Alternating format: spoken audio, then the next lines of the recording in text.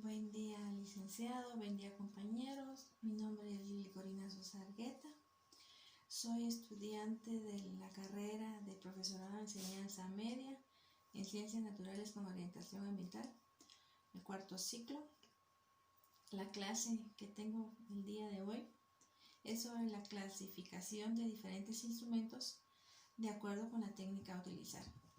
Estas pueden ser de observación, la lista de cotejo, la escala de rango, la rúbrica, registros anecdóticos, entre otros. También tenemos los instrumentos de evaluación de desempeño. En estos podemos encontrar los mapas conceptuales, la solución de problemas, los métodos de caso y los proyectos. Mi objetivo general de esta clase es clasificar los diferentes instrumentos de evaluación de acuerdo a la técnica a utilizar. Los objetivos específicos es describir cada una de las técnicas de evaluación, tanto de observación como las de desempeño. Objetivo número 2, explicar en qué consiste la técnica de observación directa e indirecta, la lista de cotejo, la escala de rango, la de rúbrica y los registros anecdóticos, así como las de desempeño, que ya lo mencioné antes, que son los mapas conceptuales, la solución de problemas, los métodos de caso y los proyectos. Y mi tercer objetivo específico es ejemplificar cada una de las diferentes técnicas de evaluación. ¿Qué es la técnica de evaluación directa? Esta consiste en observar el comportamiento de los estudiantes durante la realización de una actividad. Debe tener como un objetivo concreto para que seamos conscientes de qué es lo que estamos buscando en la observación. En la observación directa se observa a los estudiantes o a las estudiantes en el momento de su trabajo mientras realizan las diferentes actividades. Aquí podemos observar la técnica de observación directa.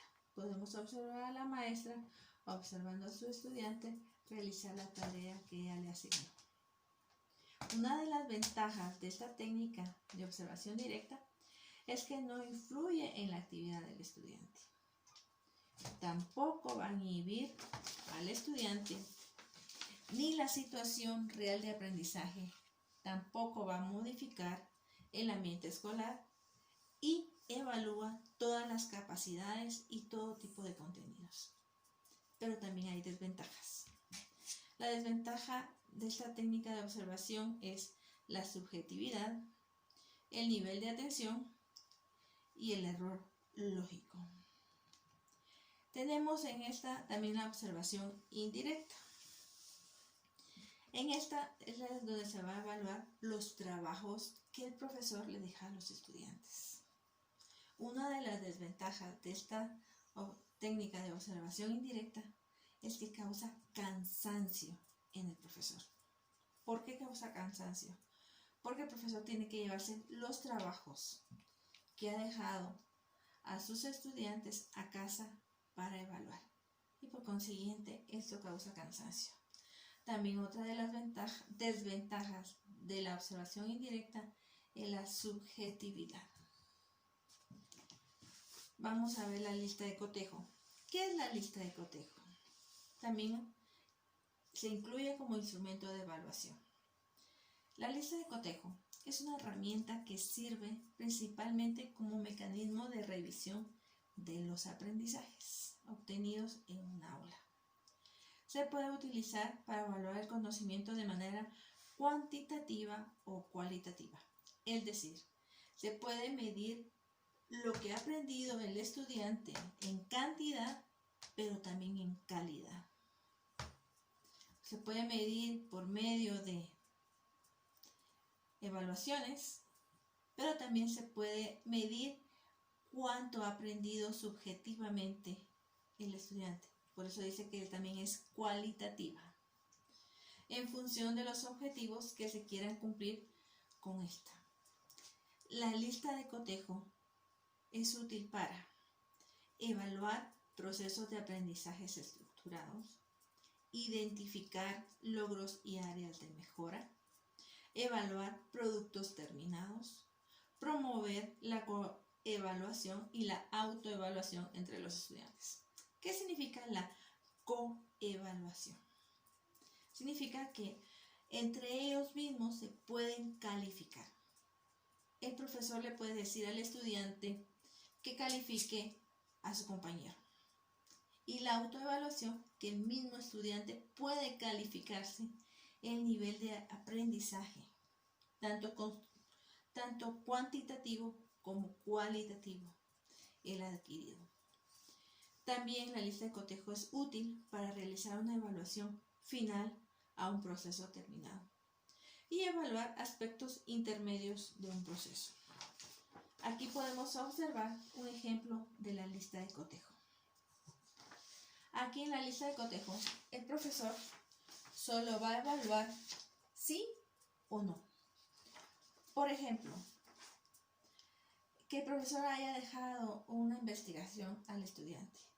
Los aspectos observables en esta investigación, el profesor va a ver contenido del título del texto. Si el estudiante lo incluyó, el profesor va a decir sí. Si el estudiante no lo incluyó, el profesor va a decir no. Esta es una lista de cotejo. También tenemos la escala de rango. ¿Qué es una escala de rango?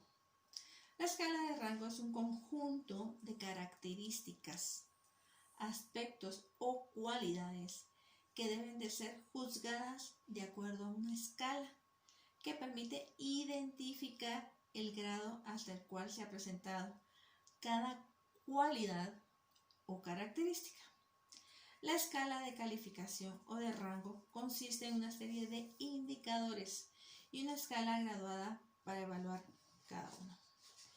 En la escala de rango, este es un ejemplo de la escala de rango. El profesor, su escala puede ser numérica, literal, gráfica o descriptiva. Si la escala de rango del profesor va a ser numérica, su indicador va a ser números. Puede calificar del 4, que es el más alto, y 1, el más bajo. Si la escala de rango que el profesor utiliza es literal, va a utilizar letras del abecedario A, B, C, D. A es la nota más alta, D es la nota más baja. Si el profesor va a utilizar una escala de rango gráfica, entonces va a evaluar al estudiante de excelente, de muy bueno, bueno y necesita mejorar. Y si es descriptiva, el profesor, si el estudiante llena los requisitos, va a decir siempre mantiene contacto visual.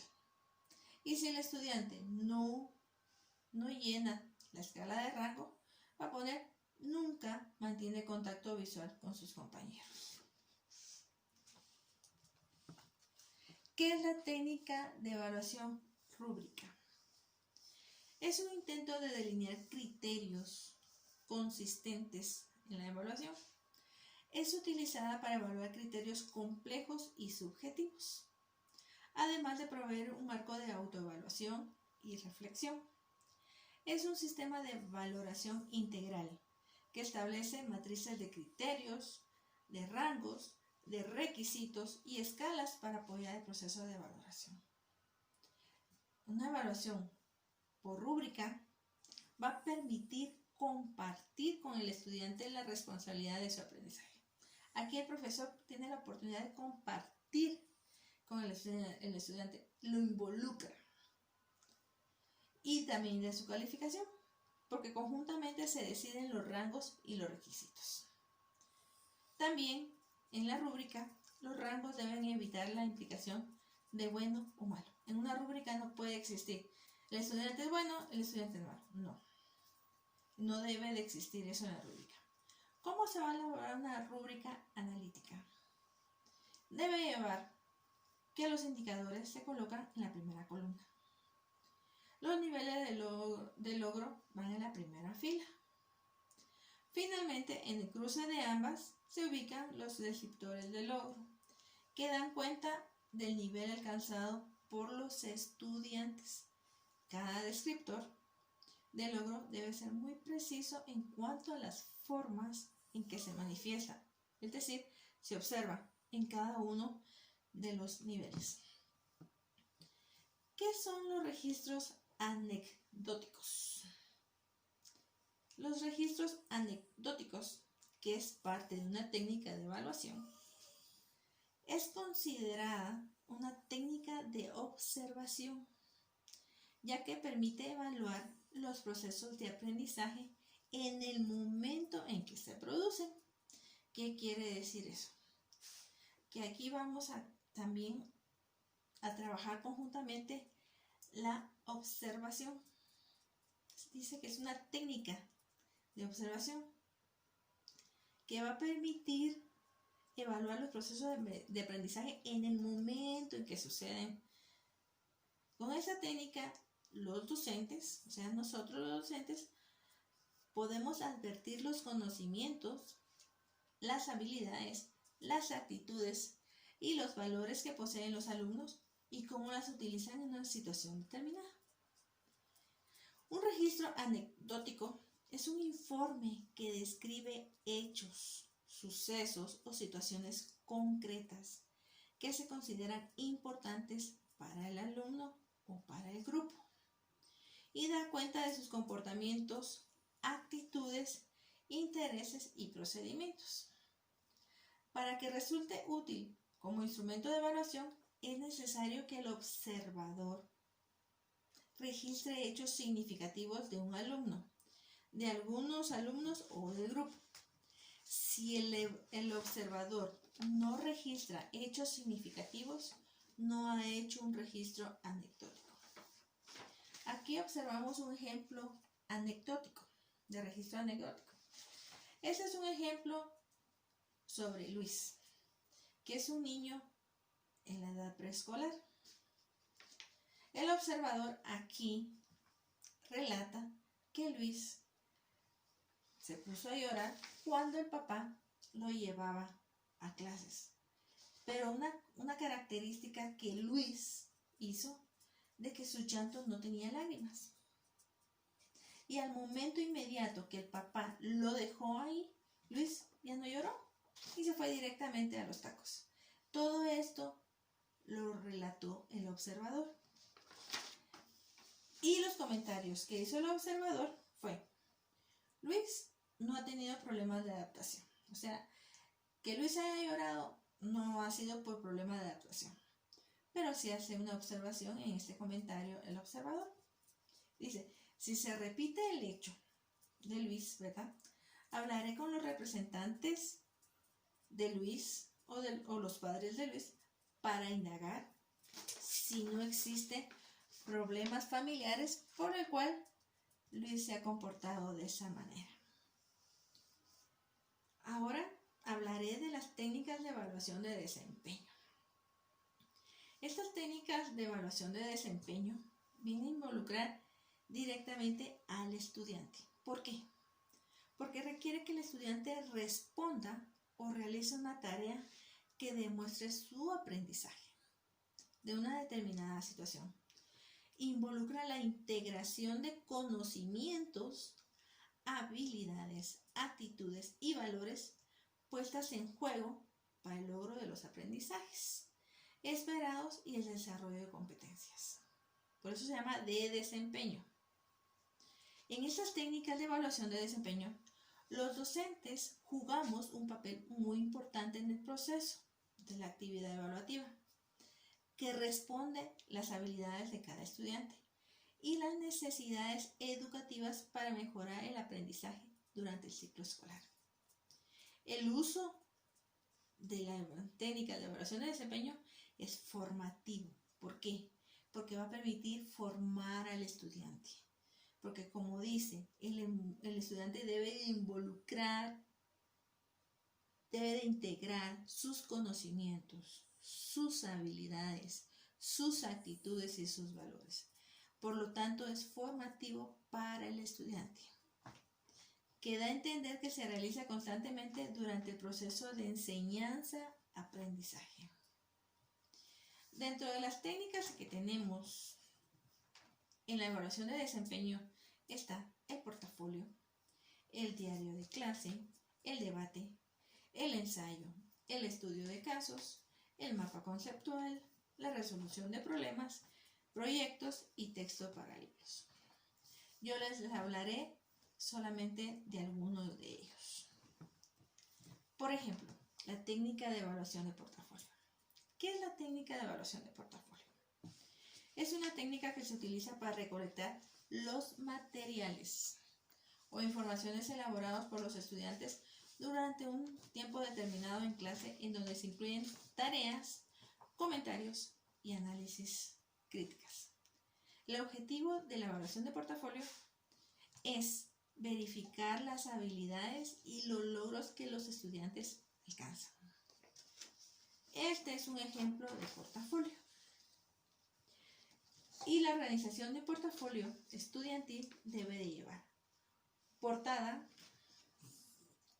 tabla de contenido, presentación de la asignatura, carta de presentación, asignaciones y bitácora de aprendizajes, materiales de apoyo a la asignatura, consideraciones finales sobre la asignatura, rúbricas y área de evaluación del profesor. También como técnica de desempeño tenemos el mapa conceptual. ¿Qué es un mapa conceptual? ¿Qué es una técnica usando el mapa conceptual? Es una herramienta gráfica o esquema. ¿Por qué gráfica? Porque se dibuja, se plasma en un papel, que facilita la organización del conocimiento mediante palabras y símbolos que se relacionan entre sí.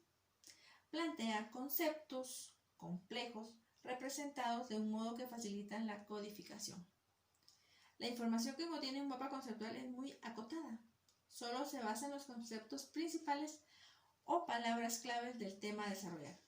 Resulta una especie de resumen con soporte gráfico que facilita la rápida comprensión y la capacidad de recordar ideas. Por eso también se le denomina mapa de diagrama. Otra técnica de desempeño tenemos la resolución de problemas. Esta es una herramienta pedagógica. Consiste en solicitar al alumno la resolución de problemas. Mediante ello se podrán evaluar los conocimientos y habilidades que éste tiene. Los problemas que se presentan al alumno pueden ser de orden conceptual para valorar el dominio del estudiante a nivel declarativo, o bien puede implicar el reconocimiento de la secuencia de un procedimiento. Aquí podemos ver un ejemplo de una resolución del problema. Aquí el problema es los distintos enfoques de la resolución de problemas en la escuela. Aquí se presenta y así es como se estructura esta herramienta pedagógica. ¿Y qué son los métodos de caso? Los métodos de caso, también conocidos como MDC, también denominados análisis o estudios de caso, estos fueron creados en la Universidad de Harvard, más o menos como en el año 1914, para los estudiantes de Derecho, para que en el aprendizaje de las leyes se enfrentaran a situaciones reales que tuvieran que tomar decisiones y también valorar actuaciones, emitir juicios fundamentados. Con el paso de los años, los métodos de caso o el MDC fue extendiéndose a otros contextos y se ha convertido en una estrategia muy eficaz para los estudiantes. Adquieran diversos aprendizajes y desarrollen diferentes habilidades gracias al protagonismo que tienen en la resolución de casos. Y por último, vamos a ver la técnica de evaluación de proyectos. ¿Qué es eso? Específicamente, la evaluación de proyectos es el proceso de identificar, cuantificar, contar y valorar los costos y beneficios en un determinado periodo de tiempo, siendo la correcta identificación de beneficios la parte más importante de las técnicas de evaluación de proyectos, ya que a partir de esta se basa el análisis para tomar una adecuada decisión. La utilización de la técnica de proyectos permite a los estudiantes ser gestores de la solución. Aquí se involucra directamente el estudiante. El estudiante tiene que pensar en una solución a un problema real, dentro de un ambiente de trabajo donde el profesor finge solamente como facilitador de los medios de trabajo y guía conceptual. La experiencia lograda a través del proyecto permite dominar el conocimiento de la materia y la aplicación de los conceptos, experiencias que es difícil lograr en el aula. Los alumnos logran capacidades que son susceptibles de evaluarse. Por ejemplo, la calidad de su presentación oral, su argumentación, su claridad, precisión y comprensión de los procedimientos. La calidad del producto, que debe tener contenido, sistematización de la información, argumentación, estructura, diseño y ejecución. Y las actitudes, debe tener responsabilidad, compromiso con su propio aprendizaje y toma de decisiones. La presentación del resultado del proyecto debe de estar de acuerdo a criterios establecidos. Fomentar la autoevaluación y la coevaluación, es decir, que el alumno se califique a sí mismo y que tenga la capacidad de calificar a sus compañeros. Eso ha sido todo. Les agradezco mucho. Que pasen muy feliz día. Que Dios me los bendiga. Y hasta luego.